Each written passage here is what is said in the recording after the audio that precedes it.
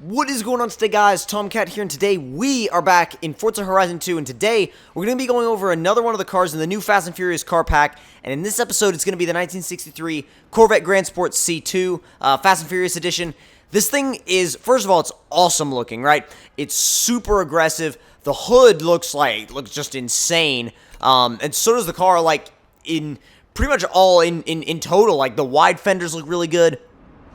The way they've done the rear bumper looks really good, and it's kind of one of those cars where everything just works, but it works in a really, really aggressive way. Like, a lot of these classic cars are done in a very kind of not almost like a reserved kind of style, whereas this is like 100% pretty much out there.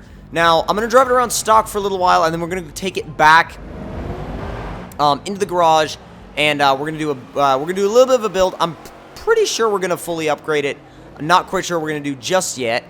Now, let's see how first of all, we'll see how it drifts in stock form. I didn't even look at the power numbers. Let's just see how it drifts in stock form. And, you know what? We won't go that way because there's a lot of AI traffic, or a lot of drivatars driving around. And, ooh, why are you slowing down right there? Honestly, like, first impressions, it's very easy. It's a very easy car to drift. It's very controllable. Not much to worry about, honestly. It's a good power level. I'm kind of like, I'm almost kind of scared to turn it way up, because kind of scared that if we turn it like way up from where it is now, that it might be just a tiny bit unbalanced. I mean, a little bit of upgrading is always good. But if you turn it up way, way, way far past that, it might, I don't know, it might not benefit the car as much as you might think. But at the same time, there are some cars where you can upgrade them like to the moon, and it doesn't matter. They'll be awesome either way. A little bit of a handbrake slide. Oh, I want to do a figure eight around these two cars. Come on. Probably keep it in first the whole time. We're on this VW Polo and like Ford Fiesta. Oh yes. Oh yes. Once you got it going, it's good to go, dude. It's a fun car. I mean, it's one of those cars where like you can look at it and it's like holy crap. I'm drifting one of these. It's just like you feel so awesome, honestly, when you're sliding this thing around. Let's have some interior cam. Oh, dude, that is cool. You've got like the entire top. Like, not only is it a complete roadster, but it is chopped off. It really, really is. And I mean, what a view! Gauges look phenomenal as well. But I think it's about time we stopped going in circles and probably headed back to the garage. And you know what? We actually managed to pretty much land it, go sideways in the air, land it, not hit anything, and head back to the garage. I'd say this is a success. Let's see if we can get a little bit of decent angle. It wasn't too great. I'm trying to see if we can get a little bit more angle out of this car without hitting VW Polos in the process. That was weird. It almost like the grip kind of came in instantly. A lot more instantly than you expect in a rear-wheel drive car. Or at least, you know what? Let's just fast travel. Be a lot easier. And a lot quicker, too. Not only am I curious to see how far we can get this car upgraded as far as power goes, but again, like I said, I'm curious to see what happens to the overall balance of it, because it might upset it a lot. And if it upsets it a lot, I mean, I don't know. I don't want it to be undrivable. I mean, I want it to still be fun, but at the same time, I want monstrous power. I mean, we're already starting out with like, hold on, let me take that intake back off. We're starting out with 502 horsepower and 560 pound-feet of torque. And we're going to see just how far we can actually get it. 523. It seems to respond well to upgrades. Upgrade the carb. That's 537. Ignition system, 548. I'm thinking this car will settle down around the On all motor, it'll probably settle down around the 700-ish horsepower area. Maybe somewhere between 650 and 700 is what I'm thinking. 636. Maybe closer to 650, honestly. 650 exactly. So it's going to be a little bit more than 650 if we do the oil and cooling. 657. So right in the 650 horsepower ballpark.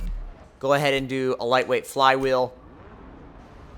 And let's see if boost is an option, which it is. Twin screw supercharger puts to 754 horsepower. And then we upgrade that, and then we upgrade the intercooler along with it. That is going to put us at 874. And then the intercooler, that's going to put us at 914 horsepower. That's much more like it. Much more like it. I love how the dyno chart just goes off the graph. It's brilliant. It just doesn't like, the graph doesn't even follow it anymore. It's just like, we're done here. We give up. Suspension-wise, we can lower it a little bit, which is surprising. So let's see. Sway bars. We're going to do full sway bars, front and rear. And race weight reduction. 2,905 pounds. That's not bad, especially in a 914 horsepower, or sorry, 915 horsepower rear-wheel drive car. Race clutch. Oh, come on, menu lag. Jeez. That took a while. That's like the worst menu lag I've had in a long time. 2,879 pounds. This thing is coming down in weight. It really is. Once we get that drive shaft in and the menu lag stops, which is, wow, the menu lag is crazy right now. Get a race diff in there. And now we're going to take this thing back out and see how it does yet again, because I'm curious to see, number one, if it's actually even controllable, and number two, how controllable it actually is, if it is controllable. Well, it's wheel spin in almost every gear, which is a good start. It was a very good start. You know what? It's not that hard to control at all. You can transition this thing back and forth like forever. At any speed in any gear, pretty much. Excuse me. Don't lose it. And we kind of lost it. Kinda. Not completely. We kind of lost it. Whoa, whoa, whoa, whoa, whoa, whoa. Excuse me. Woo. Come on. I know there's a speed zone coming up, and we're not going to care about the speed zone. We're just going to care about drifting the entire corner. Well, there goes the entire... Whoa! Okay. Yeah, that ruined it completely. We're going to have to go back the other way. I'm not satisfied with that at all. Might as well take a detour while we're at it. I mean, really. Kept that one going like a beast. Holy crap.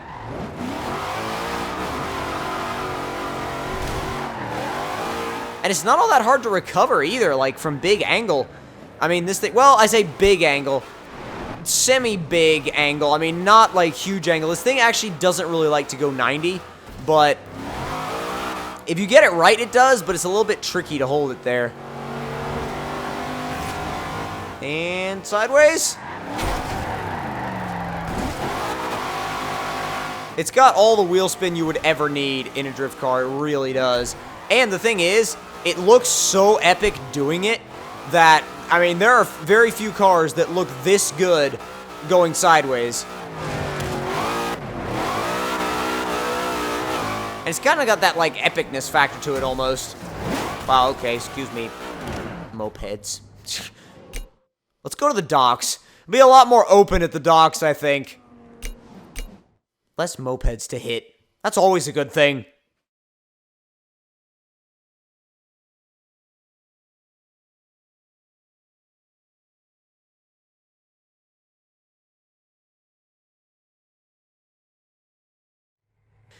See how difficult or not difficult it actually is to hit some 90-degree entries with this thing, where we don't have traffic to deal with.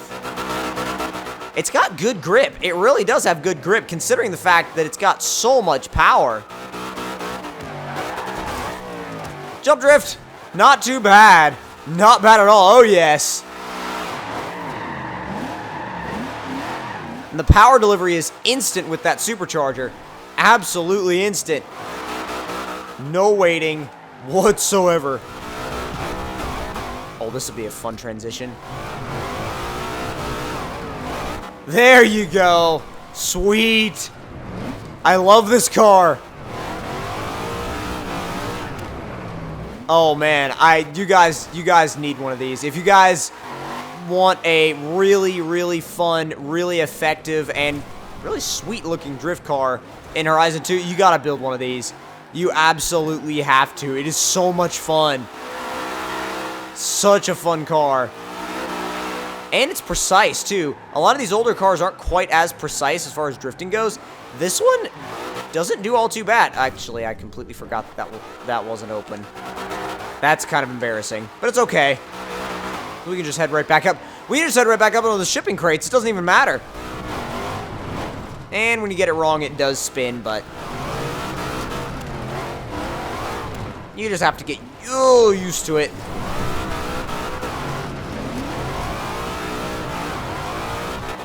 It loves the jump drifts. It really does. Really does love doing jump drifts. I think that's like the easiest car to jump drift that I've built in a while, like to hold throughout a jump drift. It has no complaints. Absolutely none.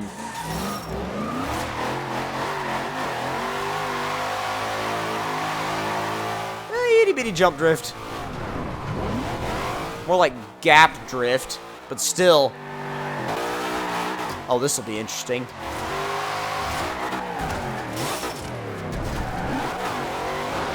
I wouldn't call that a jump drift. I don't know what that was. I was just like, well, I mean, the game called it like Ebisu style. That game called it a jump drift. I'm surprised. And the nice thing is that the gear ratios, they're perfect. Leave them the way they are. They don't even like, it doesn't even matter at this point. Leave those gear ratios alone.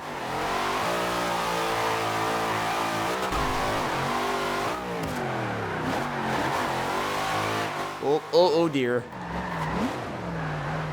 Alright, up the ramp, up the ramp, up the ramp.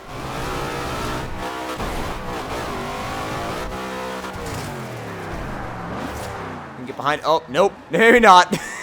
Maybe not. But if you guys want a drift car that's like properly fun to drive and looks really good in the process, I highly recommend building one of these. If you guys just want to copy this build, there's no tune on it. It's like the standard tune, the standard gear ratios, everything. Just built. And that's it. But if you guys enjoyed this video, then don't forget to leave me a like. Tell me in the comment section down below what you guys thought of it. And if you're new to my channel, don't forget to subscribe for more. And I will see you guys in the next one. Talk to you guys later, and I hope you guys enjoyed.